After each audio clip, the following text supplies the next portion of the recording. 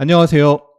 오늘은 하승운의 주식 고민 상담소입니다. 지난 11월 주식에 대해 고민이나 어려움이 많다는 이야기를 듣고 제가 조금이라도 도움이 될 수 있지 않을까 하는 마음에 작게 시작해 보았습니다. 많은 분들이 고민 사연 보내주셔서 감사한 한편 또 안타까운 사연들이 많아 마음이 무거웠습니다. 그래도 어렵게 자신의 고민을 나눠주셔서 감사하고 최대한 많은 도움이 될 수 있도록 고민 사연에 맞춰 하나씩 이야기 풀어나가 보겠습니다. 우선 첫 번째 사연, 싱크님의 고민입니다. 싱크님은 2019년부터 주식 투자를 시작하셨고 유튜브에서 투자 권유하는 종목을 따라 사는 주먹 구구식에 묻지마 투자를 하셨다고 합니다. 상승장에 수익이 제법 나서 1억 6천까지 수익을 보셨고 이후 영끌을 해서 카카오에 투자하셨습니다. 손절을 못해 손실이 커지고 그 와중에 보이스피싱에 속아 7천만 원의 추가 손해까지 입으신 상황입니다. 싱크님의 질문입니다. 카카오 비중 90%, 매수 단가 16만 7천 원, 손절이 답일까요? 손절을 잘 못해서 여기까지 오게 되었는데 손절을 잘할 수 있는 방법은요. 우선 힘드시겠지만 힘내시라는 말씀 드리면서 자신의 고민을 나눠주신 점 감사드립니다. 우선 카카오의 아주 중요한 포인트를 살펴보겠습니다. 카카오의 주봉 차트입니다. 9만원대 매수해서 수익을 보셨고 그런데 16만 7천 원에 다시 매수를 해서 현재까지 보유 중이신데 현재 5만 1,700원 기준으로 마이너스 69% 손실 중인 겁니다. 카카오가 37,300원까지 갔었으니까 저점 대비로 지금 38% 올라온 거거든요. 38% 최근에 상승했지만 그래도 마이너스 69%인 건데요. 좀 안타까운 상황이죠. 카카오의 월봉 차트인데요. 2020년 5월 달에 사상 최고가를 돌파하면서 엄청난 시세가 나왔고요. 지금은 죽었잖아요. 그런데 지난 10월 11월에 과거의 사상 최고가 저항 자리가 지지가 되면서 일단 단기 바닥은 찍었습니다. 단기 바닥은 찍었는데 보통은 이렇게 시세를 분출하고 죽은 종목은요. 여기서 엄청나게 오랫동안 왔다 갔다 하게 됩니다. 추세적 상승이 다시 나오기 전에 오랫동안 왔다 갔다 하면서 추세적 상승은 하지 못하고 매물 소화 과정을 거치고 그 다음에 회사의 펀더멘탈이 좋아지는 게 확인되면 나중에 올라갈 수 있는 거죠. 그래서 지금 카카오는 장기 투자할 수 있는 그런 종목은 아니고 일정 부분 상승이 나오면 비중 축소로 대응을 해주는 게 좋다고 봅니다. 물론 저의 개인적인 생각이고요. 차트상 또 수급상 분석입니다. 가치 투자, 펀더멘탈 투자를 하는 분들의 생각은 다를 수 있고 저는 차트상 해석, 분석이니까 그 점 참조해 주시기 바랍니다. 카카오의 월봉 차트 상으로는 엄청나게 중요한 자리가 있죠. 바로 여기입니다. 과거의 대세 상승 때 저항을 받았었고요. 그리고 나중에 하락할 때 지지가 나왔었고 지지 나오려다가 깨지면서 급락하고 반등해서 저항으로 바뀌었죠. 그래서 이 84,000원 부근 83,000원 부근은 굉장히 의미가 있는 가격대이고 그런 의미 있는 가격대를 만약에 상승, 조정, 상승, 조정, 상승 이런 식으로 올라가서 만나면 저항을 받고 단기 하락이 나올 가능성이 매우 높은 자리니까 기억을 체크를 해둬야 되는 자리가 되는 거죠. 그런데 저 자리를 반드시 간다 그렇게 볼 수는 없고 시간이 오래 걸릴 수도 있습니다. 시간이 지나면 갈 수 있는 자리죠. 카카오가 망할 회사는 아니니까요. 고점 대비 하락폭의 되돌림, 반등이 나올 수가 있는데 이 자리가 38.2%에 해당되니까 그거보다 약간 아래에 있죠. 그러니까 이런 자리는 시간이 좀 걸리면 갈 수 있는 자리입니다. 다만 시간이 뭐 3개월이 걸릴지 6개월이 걸릴지 1년이 걸릴지 그거는 지금 알 수 없고 그거는 시장 상황을 함께 봐야 되는 거고 계속 추적을 해야 되는 겁니다. 중기적으로 갈 수 있는 가격대가 되는 거죠. 주봉 차트로 넘어와서요. 주봉 차트상 정말 중요한 가격대가 또 여기에 있는데요. 이 자리가 과거에 이렇게 2020년도에 대세 상승 중에 지지가 나왔던 자리고 그 다음 대세 하락 중에 2022년도에 지지가 또 나왔던 자리죠.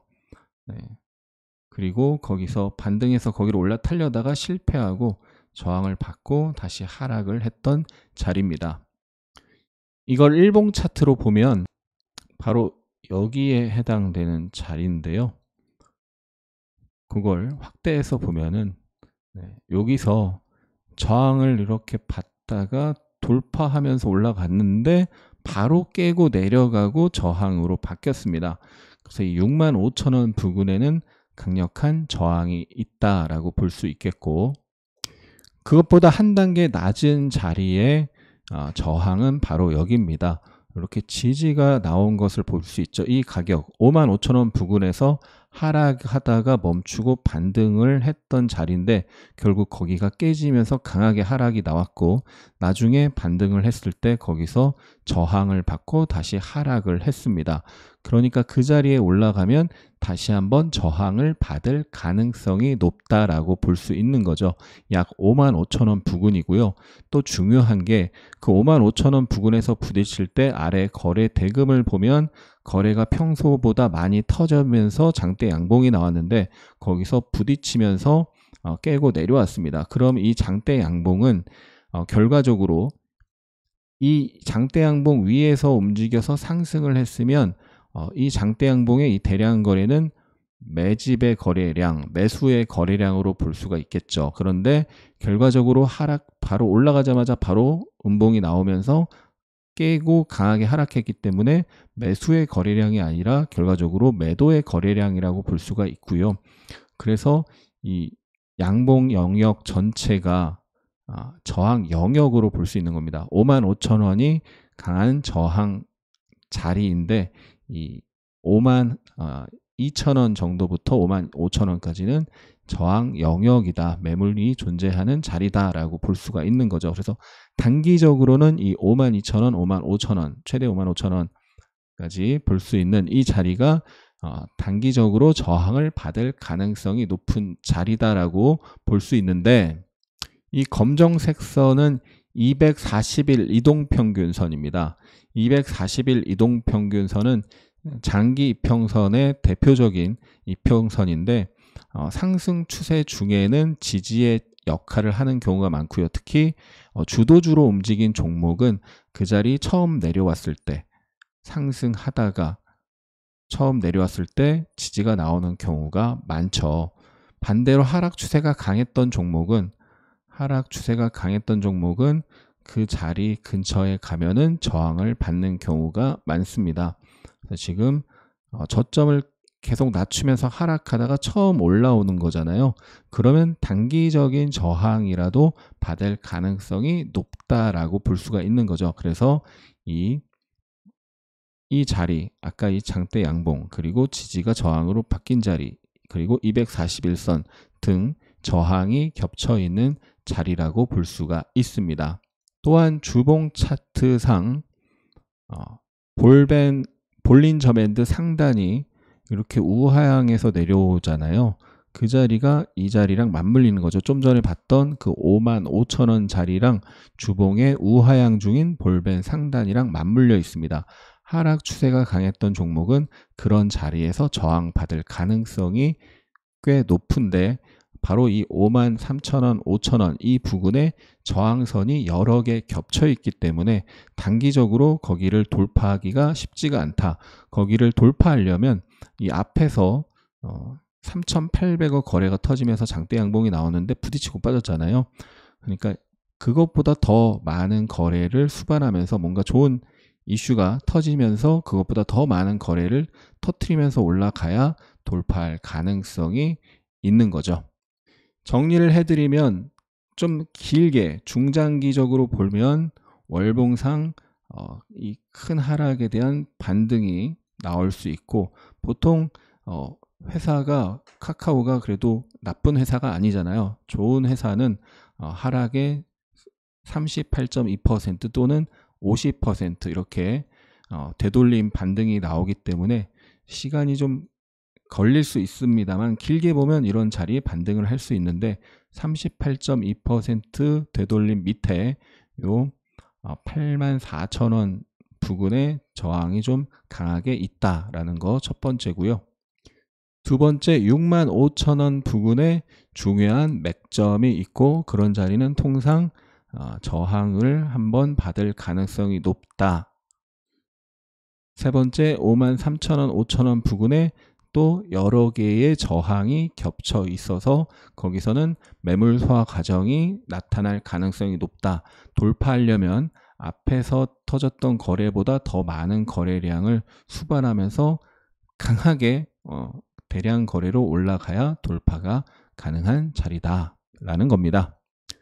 네, 이상 차트상 중요한 포인트를 설명드렸습니다. 다음 질문이 손절을 잘 못해서 여기까지 오게 되었는데 손절을 잘할 수 있는 방법은요? 손절을 잘할 수 있는 방법, 핵심만 간단히 알려드릴게요. 어느 분야나 마찬가지일 겁니다. 손절도 연습이 필요합니다. 먼저 손절 기준을 세워야 되겠죠. 손절 기준을 세우고 소액으로 투자해서 손절 기준에 해당되면 기계적으로 손절하는 손절 연습을 하셔야 합니다. 장기 투자자라면 장기 투자에 맞는 손절 기준이 있고, 스윙 같은 단기 매매라면 단기 매매에 대한 손절 기준이 있습니다. 단기 매매에 대한 손절 기준 핵심 포인트만 보겠습니다. 예를 들어 이분이 카카오를 9만원대에 매수하셔서 그때는 수익을 많이 보셨는데 9만원대면 여기거든요. 그러면 스윙으로 만약에 단기로 매수를 했다면 9만원대 매수를 했다면 이 저점을 깨면 안 되는 거죠. 네. 자, 여기서 9만원대 매수를 했다면 그 기준이 되는 자리는 여기가 될 수 있습니다. 여기서 두 번 지지받고 이렇게 올라왔잖아요. 그럼 이 자리는 단기적으로 깨지면 안 되는 자리죠. 이 자리가 깨진다는 건 추세에 문제가 생겼다는 거니까요. 단기 매매 입장에서는 이 자리가 깨지면 안 되고, 이 자리가 깨지면 손절을 해야 되는 겁니다. 또 만약에 이 돌파를 여기서 이제 돌파하면서 단기 시세가 세게 나왔는데 이 돌파를 보고 매수를 했다면 이 돌파 양봉이 깨지거나 또는 돌파 양봉 직전에 저점을 형성하고, 여기서 저점을 형성하고 지지를 받고 돌파를 했기 때문에 이 자리가 손절 기준이 되는 거겠죠. 또 마찬가지입니다. 여기서 돌파 양봉의 중심 부근, 돌파 양봉을 보면은 돌파 양봉의 중심에서 그 다음날 지지가 나왔고, 그리고 그 부근을 훼손하지 않고 올라갔잖아요. 그러면 이 이후에 매수하는 사람은, 여기서 매수하는 사람의 단기 매매자의 손절, 스윙 매매자의 손절 기준은 이 저점을 이탈하지 않는 거, 이런 것이 하나의 기준이 될 수 있는 거죠. 기준은 합리적으로 정할 수가 있는데, 중요한 돌파 양봉이나 돌파 파동의 저점, 이런 자리가 깨지면 안 되는 거죠. 사연을 보내주신 분이 16만원대에서 매수를 하셨는데요. 이렇게 하락을 했다가 반등을 하고 거기서 이렇게 횡보 수렴이 나타났습니다. 그러면 이 저점이 깨진다는 것은, 이 저점이 깨지게 되면 고점이 낮아진 상태에서 수렴하다가 저점이 깨지면 고점이 낮아지고 저점이 낮아지면서 하락 추세가, 단기 추세가 하락으로 바뀌는 거죠. 그렇기 때문에 이 자리가 단기적으로는 생명선이 될 수가 있는 거고, 이게 깨지면 손절로 대응을 해야 되는 겁니다. 주식이 아무리 좋아 보여도 손절 기준이 없으면 매수하지 마세요. 손절 기준 없이 매수해서 수익이 나더라도 다음에 결국 다 토해냅니다. 손절을 잘하는 법에 대한 영상을 좀 더 구체적으로 만들어 올릴 테니 꼭 시청하시기 바랍니다. 지금까지 싱크님의 고민 사연이었습니다. 사연 보내주셔서 감사합니다. 저는 힘든 일을 겪으면 앞으로 더 잘 되려고 그러나 보다 생각합니다. 이상 하승훈의 주식투자TV의 하승훈이었습니다. 구독, 좋아요 감사합니다.